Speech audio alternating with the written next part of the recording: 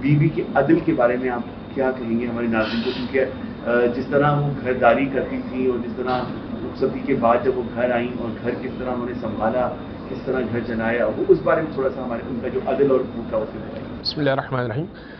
دیکھیے، عدل بی فاطمہ یہ تھا کہ ایک تو جناب فضہ چونکہ کنیز خاص تھیں، رسول اکرامی کو نے جناب فضہ کو دیا تھا بی فاطمہ کو، تو اب اس زمانے میں کنیز اور غلام کا سلسلہ یہ ہوتا تھا کہ سارا کام انہوں نے کرنا ہوتا تھا، مثلا کھانا پکانا ہے، مثلا کپڑے دھونے ہیں، مثلا بچوں کو جھولا جھلانا ہے، گھر کی صفائی ہے، ہر کام وہ انہوں نے کرنا ہے، اور اس کے بدلے ان کو کوئی اجرت بھی نہیں ملتی تھی، کیونکہ خرید لیا ہے۔ جب خرید لیا ہے تو اب تو ان کے لیے وہ مباح ہے، حلال ہے، لہٰذا ان سے وہ کام کروایا کرتے تھے اور طاقت سے بڑھ کر کام کروایا کرتے تھے۔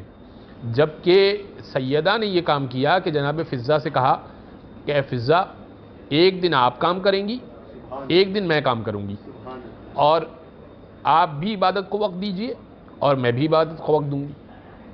تو کوئی بھی شخص اس زمانے میں کنیزوں غلاموں کے ساتھ یہ سلوک تو چھوڑیے، ایک ساتھ ایک میز پر کھانا کھانے کو بھی، یعنی ایک دسترخوان پر کھانا کھانے کو بھی اچھا نہیں سمجھتے تھے اپنے غلام کے ساتھ، بلکہ غلاموں کے پیالے اور غلاموں کے برتن الگ ہوا کرتے تھے۔ تو ایک تو جناب فضہ کے ساتھ عدل کیا کہ کنیز کو کنیز نہ رہنے دیا، اسی لیے جب شہادت ہوئی جناب فاطمہ کی تو جناب فضہ نے، ایک بہت طویل واقعہ ہے کہ جس پہ جناب فضہ نے کہا کہ ایک شخص سے جب جناب فضہ خانہ کعبہ کا غلاف تھامے ہوئے کھڑی ہوئی تھیں اور رو رہی تھیں، تو کسی نے کہا کہ تم کون ہو اور تم ذکر اہل بیت کر رہی ہو اور تمہارا اہل بیت سے کیا تعلق ہے جو تم اتنے فضائل پڑھ رہی ہو؟ تو کہا کہ وہ کنیزی دنیا کی بادشاہ سے بہتر تھی۔ ایک تو یہ، دوسرا بچوں میں عدل رکھا۔ دیکھیں، دونوں بچے معصوم تھے اور اس کے باوجود سیدہ بھی معصومہ ہیں۔ عدل کیا رکھا؟ وہ واقعہ بڑا مشہور ہے کہ جب دونوں نے اپنی خطاطی پیش کی کہ اے بی بی، اے سیدہ، اے مادر گرامی، یہ بتائیے کہ ہم میں سے بہتر کس نے لکھا ہے؟ دونوں بچوں نے خطاطی کی اور اپنی ماں کو پیش کی۔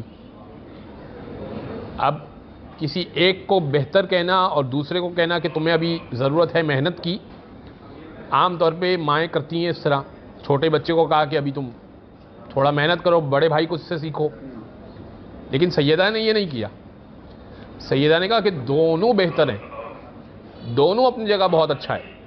تو بچوں نے اصرار کیا کہ نہیں، ان میں سے آپ ایک کو چنیں۔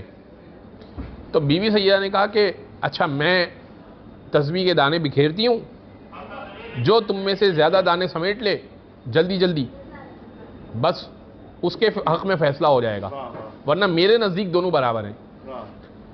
تو اب وہ 7 دانے تھے، جیسے ہی اپنی تسبیح توڑی اور دانے بکھیرے تو 3 حسین کے ہاتھ میں آئے اور 3 حسن کے ہاتھ میں آئے، 3 حسن کے ہاتھ میں آئے، 3 امام حسین کے ہاتھ میں آئے، اور فوراً جبریل نے ایک دانے کو آدھا آدھا کیا اور دونوں کے حصے میں آدھا آدھا، یعنی ایک تو پروردگار یہ کہہ رہا ہے کہ جو سیدہ نے فیصلہ کیا وہ حق ہے، دونوں کا معاملہ جو ہے وہ برابر ہے۔